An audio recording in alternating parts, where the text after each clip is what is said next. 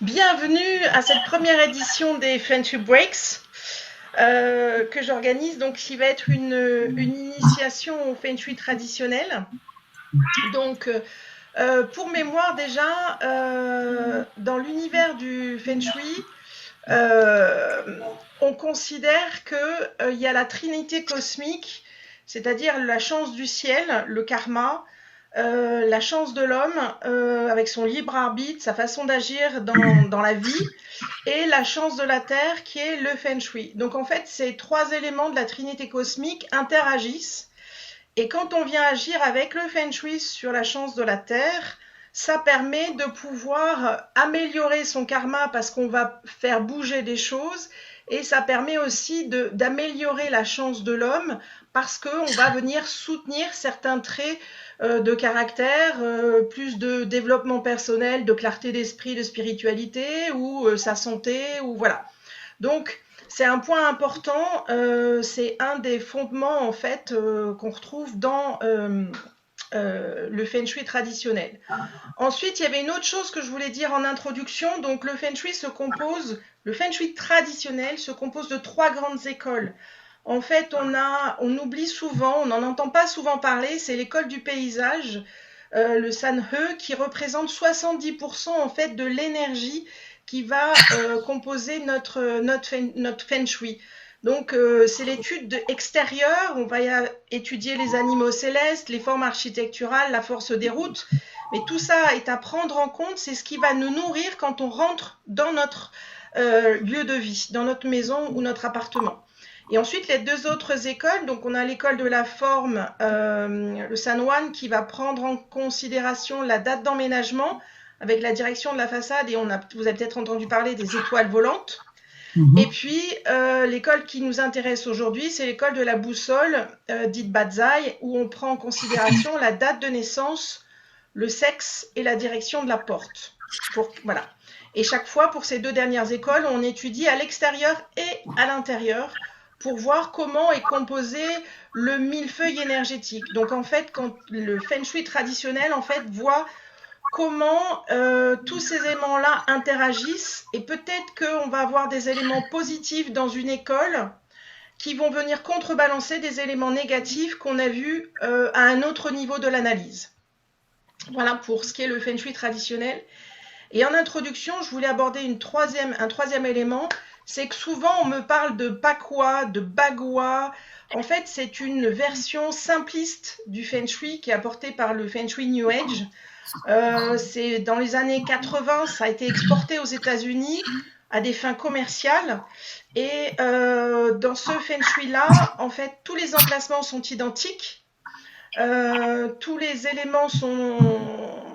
Un emplacement a toujours le même élément et les mêmes couleurs, et on n'utilise pas la boussole, ce qui veut dire qu'en fait, quand on prend un Pakwa au sud-ouest, ça représente l'amour et le mariage pour tout le monde, et on met des couleurs qui sont établies à l'origine. Mais du coup, on va dire, si c'était aussi véridique que ça, tout le monde aurait du prestige et de la renommée en mettant du feu et du rouge au sud, et tout le monde serait amoureux et serait heureux en mariage en mettant du rouge au sud-ouest. Donc, c'était aussi pour démentir ça, en disant attention, le Feng Shui traditionnel ne reconnaît pas le Pakwa. Donc maintenant, on va rentrer dans le vif du sujet, et la première des choses, donc ça va être le calcul du Mingwa. Ensuite, on va voir comment sont répartis les palais énergétiques selon le Mingwa. Quelles sont les énergies que ça apporte? Donc, on va les détailler. On va voir comment on prend la mesure de sa porte d'entrée, de façon à pouvoir ensuite définir la grille de son logement avec les 8 secteurs dans son logement, de façon à pouvoir savoir où se trouvent les bons palais, les bons emplacements dans son lieu de vie, et donc avec un cas pratique, bien entendu. Donc, le calcul du Mingwa, il y a déjà un point important, c'est la prise en considération que la date, le calendrier solaire chinois commence au 4 février.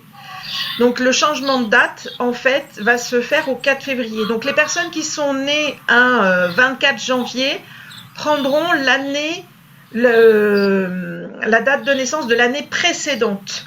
Voilà. Et au 4 février, on passe à l'année réelle. Donc ça, c'est un point important et c'est donc l'année solaire et non pas le changement d'année lunaire chinois parce qu'il y a des années où il y a 13 lunes, donc ça ne peut pas fonctionner. Donc là, c'est vraiment au 4 février que se fait la bascule pour calculer la date de naissance, voilà, et en fonction du sexe. Donc pour des hommes, on va prendre donc le calcul de la date de naissance, c'est les 2 derniers chiffres de l'année de naissance que l'on va soustraire à 10. Donc pour 72, ça fait 10 moins 7 plus 2, 9. Donc ça va faire un Minghua 1. Pour 86, ça fait 10 moins 8 plus 6. Ça fait 10 moins 14. Donc ça fait 10 moins 5. Et donc ça fait 5. Et petite exception, le 5 n'existe, du moins, c'est pas qu'il n'existe pas, mais le Minghua 5 n'existe pas. Il se transformera en 2 pour les hommes. Voilà. Après, pour les garçons, il y a une petite différence, c'est qu'on va soustraire à 9. Donc pour le Minghua de l'année 2003, ça va être 9 moins 3, ça va faire 6. Pour 2015, ça va être 9 moins 3 plus, 1 plus 5, ça va faire 6. Donc ça fera le Minghua 3. Pour les femmes, maintenant, c'est un peu différent. Donc on va additionner toujours les 2 derniers chiffres de l'année de naissance, donc ça va, mais on va les ajouter à 5. Donc ça va faire 5 plus 7 plus 2, donc 5 plus 9. 9, c'est en fait 1 plus 4, donc ça fait 5.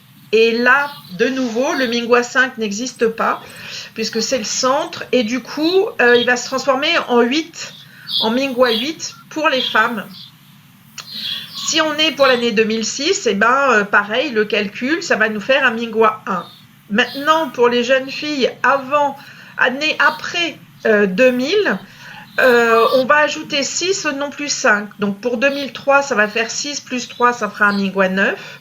Et pour 2015, ça fera 6 plus 1 plus 5, ça fera 12. Donc 1 plus 2, ça fait 3. Voilà.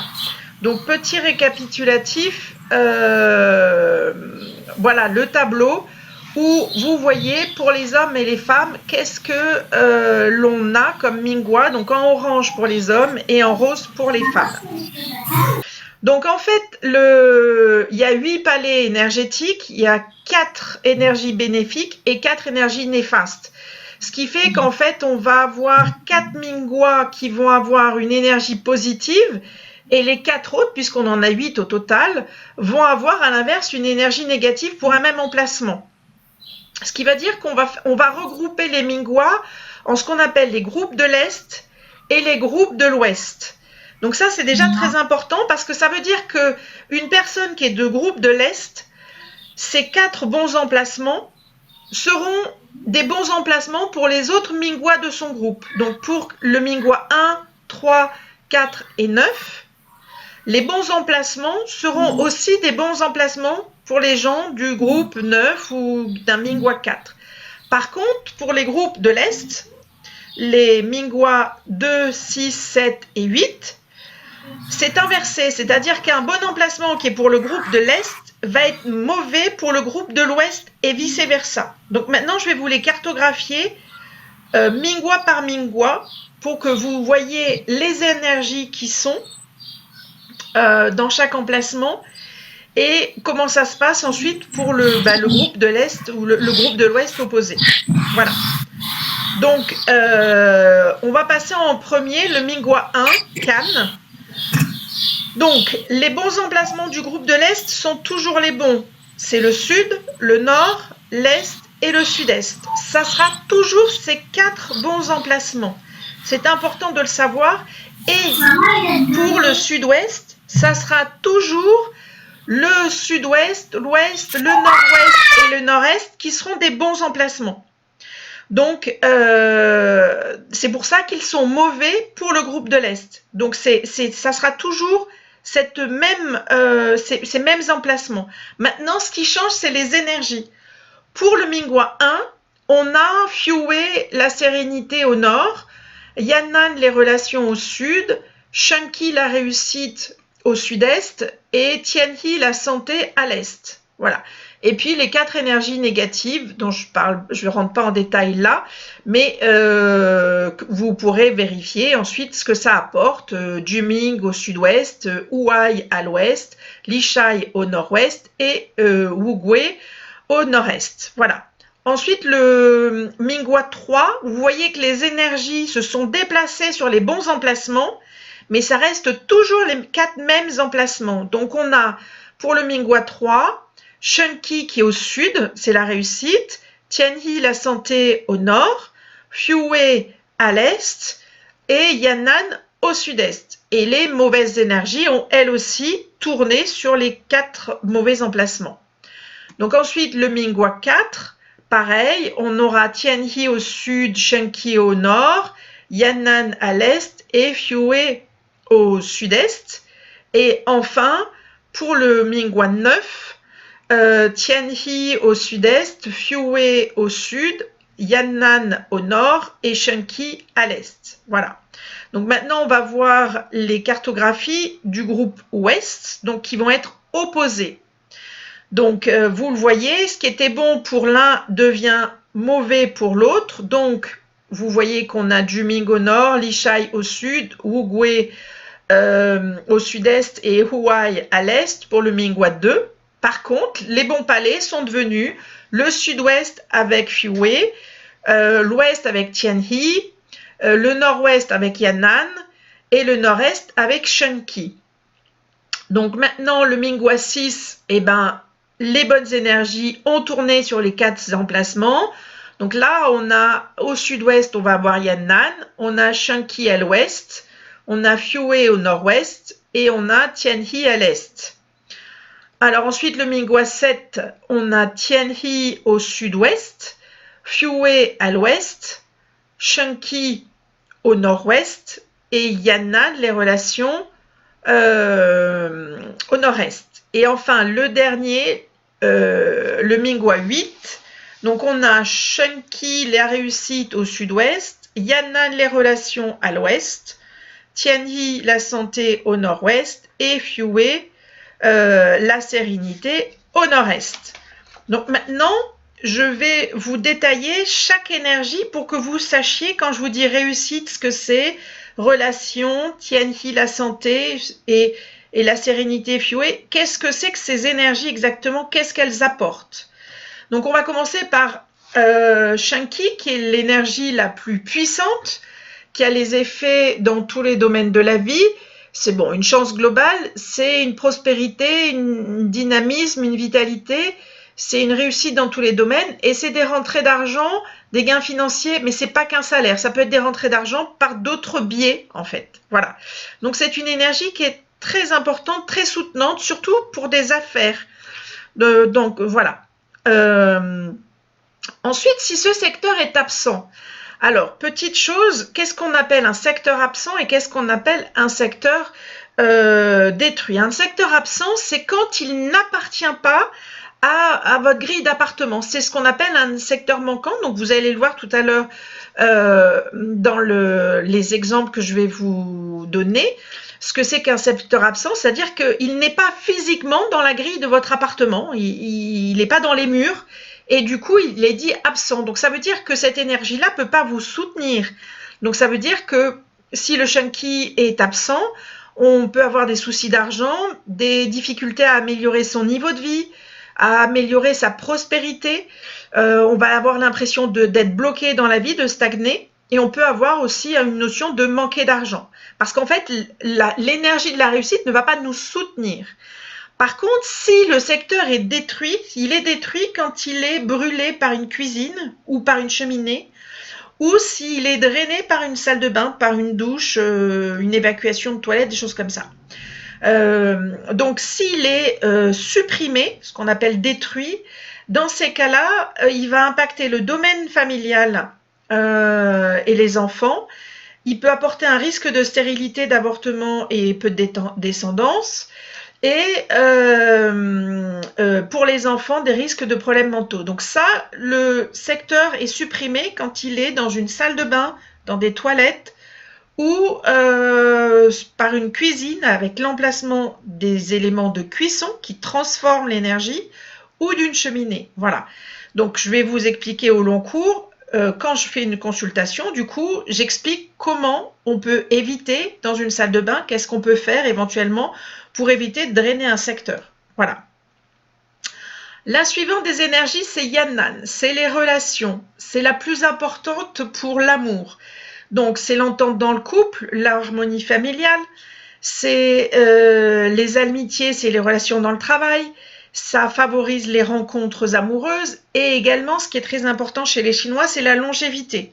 On prend soin de ses ancêtres, donc on mettait souvent, comme ils avaient leurs ancêtres dans leur maison avec eux, ils les mettaient souvent dans cette énergie-là pour la durée de vie. Voilà. Si ce secteur-là est absent, on va subir des difficultés relationnelles, on peut avoir des conflits familiaux, on va avoir un célibat forcé, on peut avoir des échecs sentimentaux parce qu'en fait, l'énergie de la relation n'est pas soutenue par le secteur puisqu'on ne peut pas la capter. Par contre, si le secteur est détruit, ça va être des désagréments comme des séparations amoureuses allant jusqu'au divorce ou célibat, ça va être des relations difficiles, conflictuelles, il peut y avoir des soucis de santé, on peut avoir une vie plus courte et il peut y avoir également des problèmes au niveau de biens financiers où on peut devenir pauvre. Voilà. Ensuite, la troisième énergie qui est très importante en ce moment, c'est la santé. Donc, c'est Tianyi, ça favorise la santé, ça améliore les résultats médicaux, mais un point qui est important aussi, c'est tout ce qui est le soutien. Donc, ça va avoir le soutien du corps médical, mais ça va être le soutien amical, le soutien de la hiérarchie, le soutien d'un avocat quand on a des procès, le soutien des professeurs pour les enfants. Donc, cette énergie de soutien est très importante. Et puis, c'est aussi se remettre de la malchance et de la maladie. Donc, c'est une énergie qui est très positive et très bénéfique. Maintenant, quand ce secteur est manquant, ça va apporter des dégradations au niveau de la maladie. Donc, on peut avoir l'apparition de maux ou une dégradation d'une maladie existante. Voilà. Donc, la dégradation sera au niveau de la santé. Par contre, si ce secteur est détruit, à ce moment-là, on peut avoir des problèmes de santé, des soucis d'argent, un manque de reconnaissance et de soutien dans son travail. Voilà. Donc ça, c'est quand il est détruit par une cuisine ou drainé par une salle de bain. Le dernier secteur positif, la dernière énergie, c'est Fuyue. Et c'est pour moi la plus importante parce que c'est le palais de vie, c'est la réserve d'énergie vitale. Donc, elle apporte une chance régulière et constante. C'est une prise de décision facilitée, c'est une clarté d'esprit, une sérénité, une paix intérieure. Ça soutient l'harmonie, le bien-être, le développement personnel. C'est une énergie qui est très ressourçante et qui, en même temps, pour des enfants, va les poser, va les calmer. Donc, c'est très apaisant comme énergie, mais c'est également le palais de vie. Ça veut dire que si on n'a pas ce secteur-là dans le lieu de vie, on va avoir de la difficulté à trouver sa place. On va se sentir mal à l'aise. On va être souvent absent. Parce qu'en fait, l'endroit où on pourrait se ressourcer en énergie vitale n'est pas présent dans notre logement et du coup, on va avoir des difficultés à se ressourcer. Si cette énergie-là est détruite, ça peut être des déboires, on peut manquer d'argent, avoir une vie courte. Ça peut être surtout dur labeur. Vous avez l'impression qu'il faut travailler dur, plus dur que les autres pour y arriver. Et encore, on se sent fatigué, on est éreinté facilement. Moi, je l'ai souvent rencontré chez des clientes où c'est l'impression d'avoir un sac de pierre sur le dos. C'est vraiment la notion de dur labeur. Il faut en faire 3 fois plus que les autres pour arriver à peu près au même résultat qu'eux. Donc, c'est épuisant quand cette énergie-là est détruite. Parce qu'effectivement, c'est notre palais de vie, c'est notre ressource. Donc, du coup, quand on ne peut pas se ressourcer, c'est effectivement très, très fatigant. Ensuite, on va passer en revue les énergies négatives. Donc, la moins négative, c'est Huai. Huai, c'est l'énergie des petits tracas au quotidien. C'est pas grave, mais c'est répétitif. Ça va être des petites disputes avec le conjoint, les enfants, les amis. Ça va être des petites mauvaises surprises financières, une facture, une aide financière retirée, quelque chose d'un peu plus, d'une amende à payer. Ça va être des petits tracas, des petits soucis récurrents. On perd ses clés, on perd sa carte bancaire. Par contre, quand cette énergie-là devient drainée ou brûlée par une cuisine, elle va devenir positive. C'est ça qui est intéressant. La deuxième énergie négative, c'est Wu Gui. Wu Gui, c'est des désagréments un petit peu plus importants. Donc, ça va être des petits soucis de santé. Ça va être des pertes subites d'argent, des mauvais placements, des arnaques, des vols.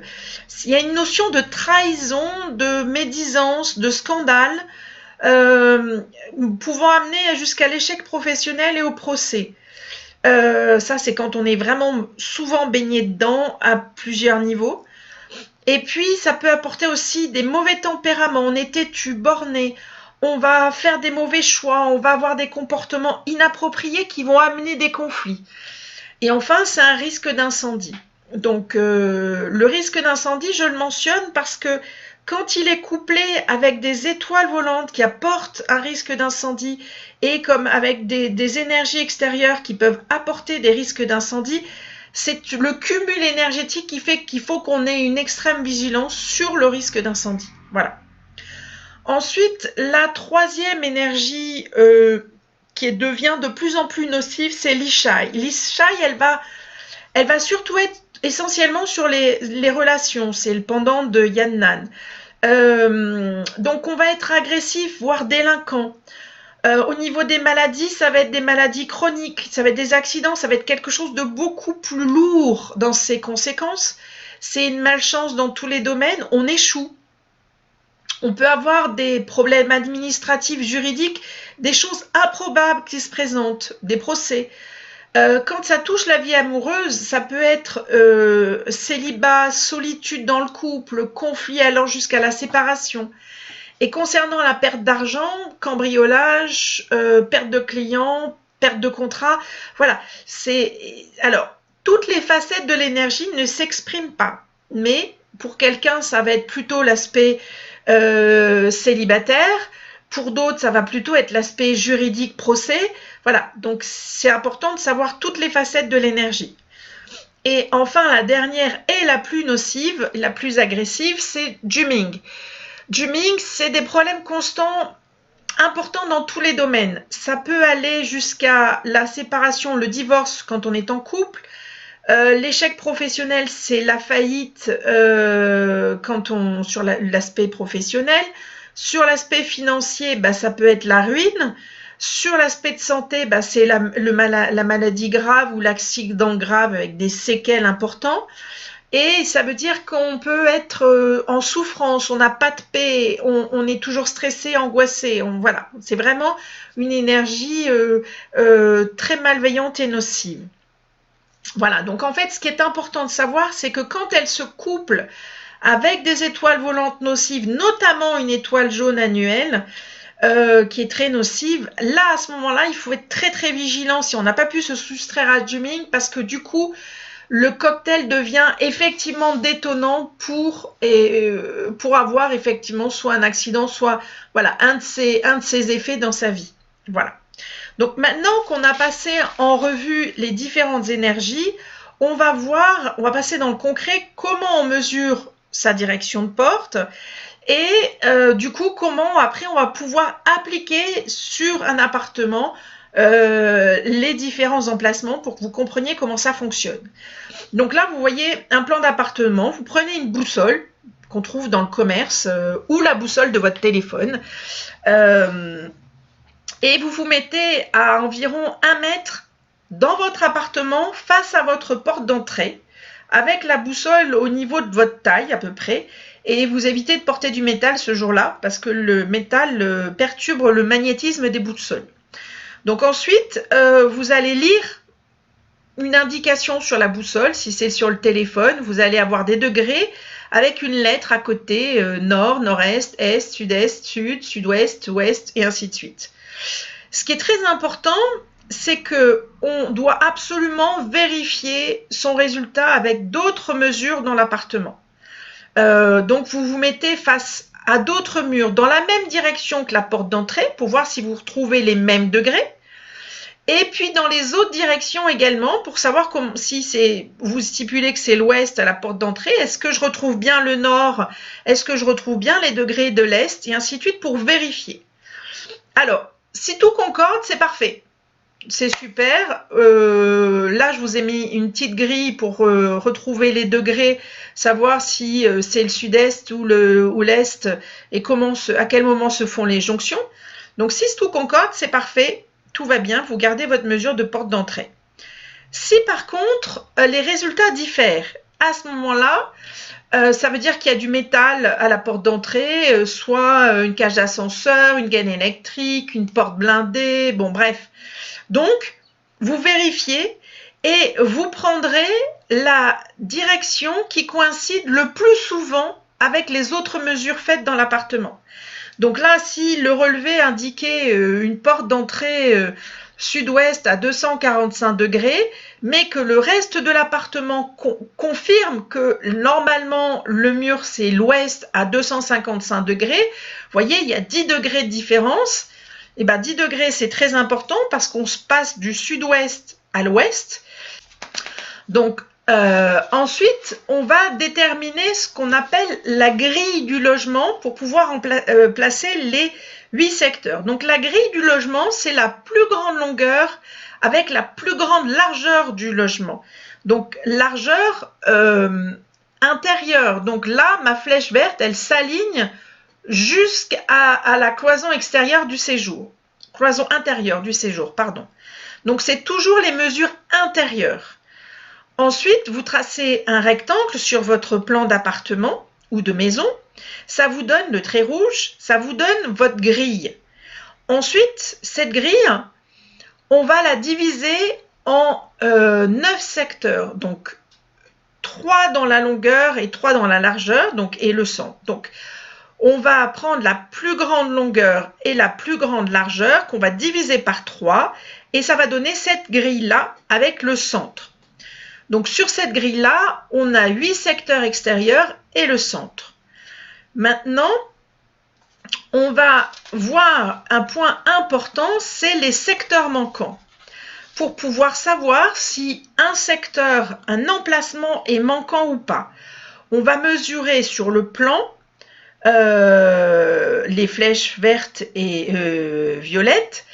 Quelles sont donc les longueurs et les largeurs des secteurs manquants?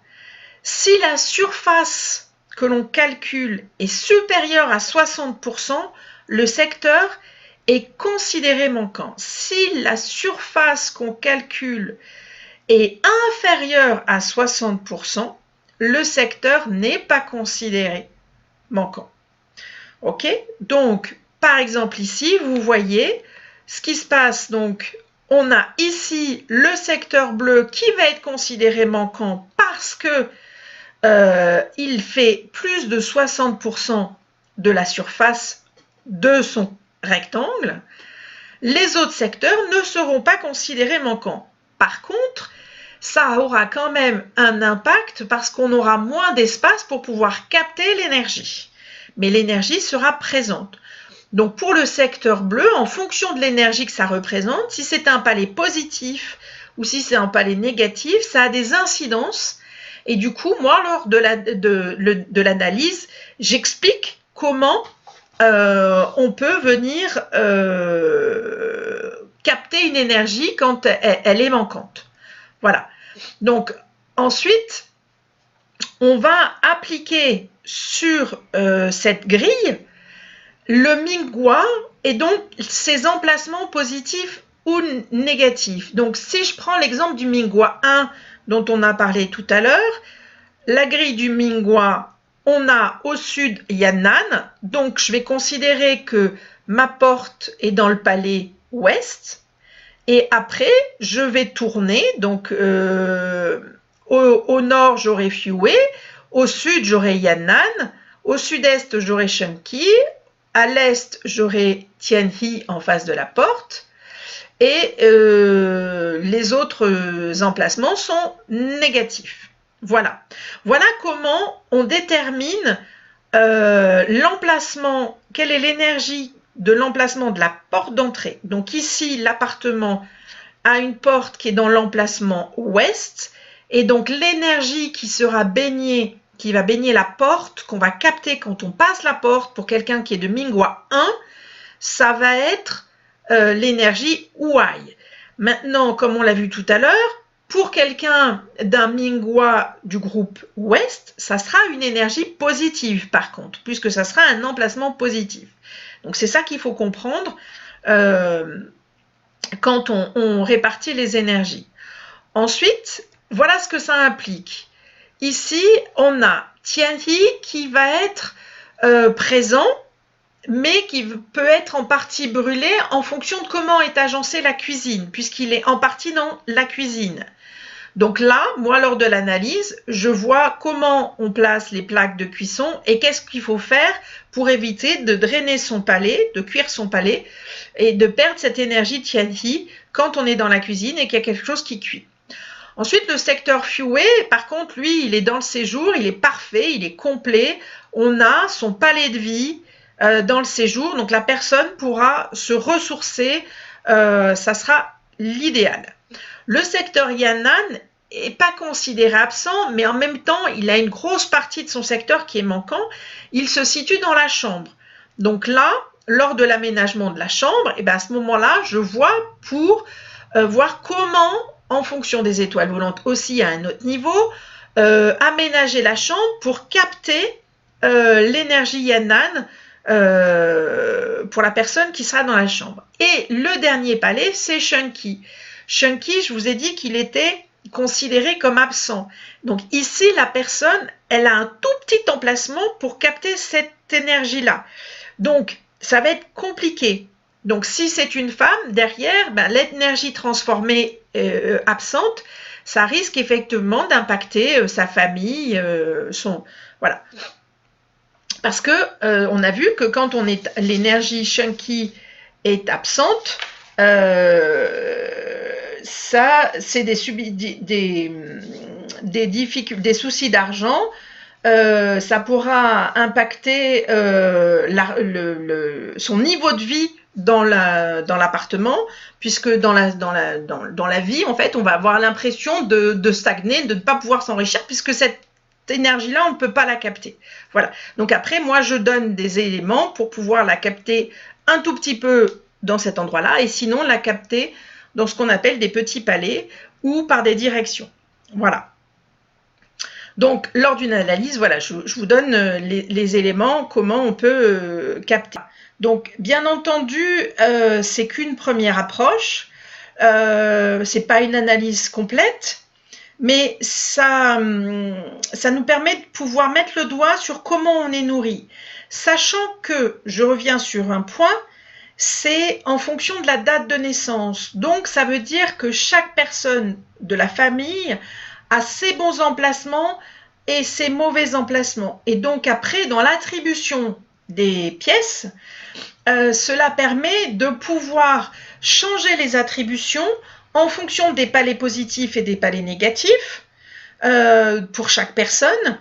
Et dans l'aménagement même de chaque pièce, en fonction si on a une pièce qui est à cheval sur 2 emplacements, un secteur positif, un secteur négatif, je préconiserai des aménagements pour pouvoir capter la bonne énergie et essayer d'être le moins dans la mauvaise énergie ou trouver des palliatifs. Voilà, le but étant toujours de renforcer les énergies bénéfiques et de se soustraire aux énergies négatives.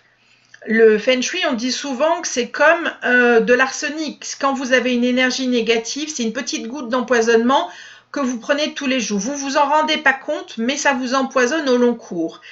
Quand vous vous soustrayez à ça, tout d'un coup, eh ben, il y a une bouffée d'air, un mieux-être, parce que tout d'un coup, on n'a plus cet empoisonnement tous les jours à petit feu. Voilà. Donc,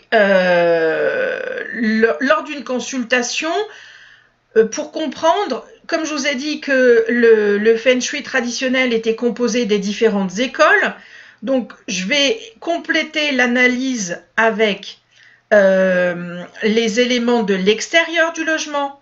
Je vais compléter mon analyse avec une analyse de chaque pièce pour faire les petits emplacements et voir les bonnes énergies en petits emplacements et les coupler avec l'école de la forme qui va me donner les étoiles volantes et les coupler à l'environnement avec l'école du paysage de façon à ce que je puisse, dans ma préconisation, donner une globalité de qu'est-ce qui se passe au niveau énergétique. Peut-être que vous aurez un soutien avec une énergie extérieure, soutien de la famille et des relations, et que du coup, si dans votre appartement, il y a quelque chose que vous ne pouvez pas éviter, parce que le palais des relations, par exemple, est pas présent ou aux 3/4 absent, et on dira mais c'est pas grave parce qu'en fait c'est soutenu au niveau déjà du paysage, c'est 70%, donc les relations seront soutenues dans leur globalité. Voilà, donc c'est ça aussi qui est important de comprendre, c'est l'intérêt des différentes écoles entre elles, c'est que on prend conscience que s'il y a un soutien à un niveau, peut-être qu'il y aura une difficulté qui sera identifiée dans l'appartement, mais qui deviendra en fait mineure par rapport à l'apport énergétique extérieur. Ensuite, vice-versa, peut-être qu'il y aura quelque chose qui ne sera pas soutenant à l'extérieur, mais avec un très bon feng shui à l'intérieur de l'appartement, qui va faire que ça contrebalancera en partie, bien entendu, le feng shui apporté par la partie environnementale. Voilà. Donc, écoutez, j'espère que ça vous a plu comme présentation.